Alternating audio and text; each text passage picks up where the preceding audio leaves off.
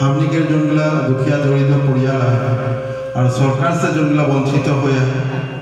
যদি বিভিন্ন समस्या के लेके आवाज करते रहे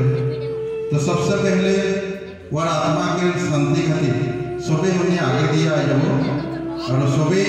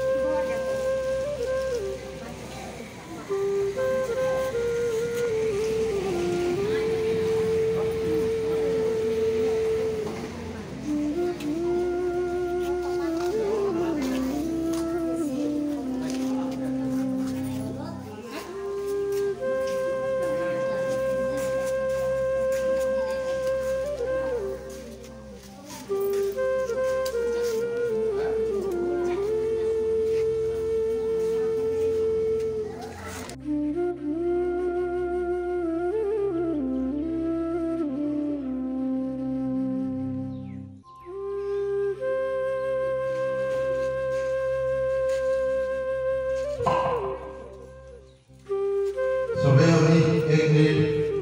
मन प्रार्थना करबे ओ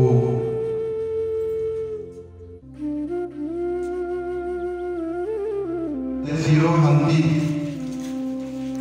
ठाकुर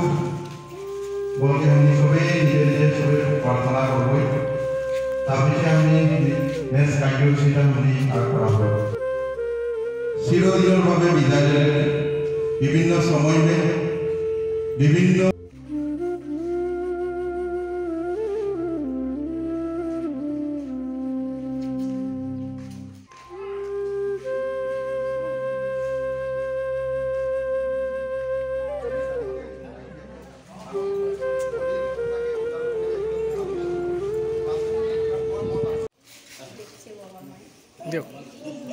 আজি সদৌ অসম আদিবাসী ছাত্ৰ সমিতি একত্ৰিতকৰণ চৰাইদেউ জিলা সমিতি আৰু গোৱালাপথাৰ ৪ নং প্ৰাথমিক সমিতিৰ সহযোগত যেহেতু আজি প্ৰদীপ নাগৰ যি শ্ৰদ্ধাঞ্জলি অনুষ্ঠান অনুষ্ঠিত কৰা হৈছিল আৰু সঁচাকৈ আজি দুখৰ বিষয় যেহেতু আমাৰ মাজৰ পৰা আমি এটা বলিষ্ঠ কণ্ঠ আমি হেৰালোঁ আৰু যিটো নেকি আজি আমাৰ জনগোষ্ঠীটোৰ কাৰণে বহুত ডাঙৰ এটা ক্ষতি আৰু যেহেতু প্ৰদীপ নাগ ডাঙৰীয়া আদিবাসী জনগোষ্ঠীটোক যি হৈ থকা জনগোষ্ঠীটো জগাই পেলানি আজি যেহেতু আমাৰ মাজৰ পৰা নিজেই মানে হৈ থাকিল কিন্তু আমি অনুভৱ কৰিছোঁ সি কিন্তু আমাৰ মাজৰ পৰা যোৱা নাই যেহেতু সদায় আদিবাসী জনগোষ্ঠীটোৰ প্ৰত্যেকজন ব্যক্তিৰ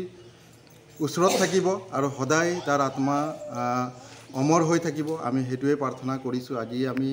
এই অনুষ্ঠানটো উপস্থিত হৈ আজি প্ৰদীপ নাগৰ যেহেতু শ্ৰদ্ধাঞ্জলি অনুষ্ঠান আমি অনুষ্ঠিত কৰিলোঁ আৰু আমি প্ৰদীপ নাগৰ যিটো সপোন আছিল প্ৰদীপ নাগৰ যিটো ডিমাণ্ড আছিলে যেহেতু আদিবাসী জনগোষ্ঠীটো যেহেতু অসমত বসবাস কৰা যি ভূমিপুত্ৰ যি খিলঞ্জীয়া সেই খিলঞ্জীয়া মানুহবিলাকৰ কাৰণে যেহেতু প্ৰদীপ নাগ ডাঙৰীয়া প্ৰত্যেকটা মুহূৰ্ততে আদিবাসীসকলক জনজাতিকৰণ দিব লাগে বুলি কৈছিলে চাহ শ্ৰমিকৰ দৈনিক মজুৰি ৫৫০ টকা বৃদ্ধি কৰিবৰ কাৰণে মাত মাতি আছিলে আদিবাসীসকলৰ ভূমি পাট্টা দিবৰ কাৰণে মাত মাতি আছিলে কিন্তু সেই সপোনবিলাক যেহেতু আধুৰা হৈ থাকিলে আমি অসমবাসী আমি সকলোৱে একত্ৰিত হৈ যি প্ৰদীপ নাগৰ সপোন আছিলে এই সপোনবোৰ যেতিয়ালৈকে বাস্তৱ নহয় তেতিয়ালৈকে আমি কিন্তু আমাৰ যি সংগ্ৰাম আছে আমি ধাৰাবাহিকভাৱে আমি এই সংগ্ৰাম কৰি যাম আৰু প্ৰদীপ নাগৰ যি সপোন আছে এই সপোনবোৰ আমি পূৰণ কৰিম আমি এই মঞ্চৰ পৰাই আমি এই সংবাদ মাধ্যমৰ যোগেদি আমি অৱগত কৰিবলৈ অৱগত কৰিছোঁ ধন্যবাদ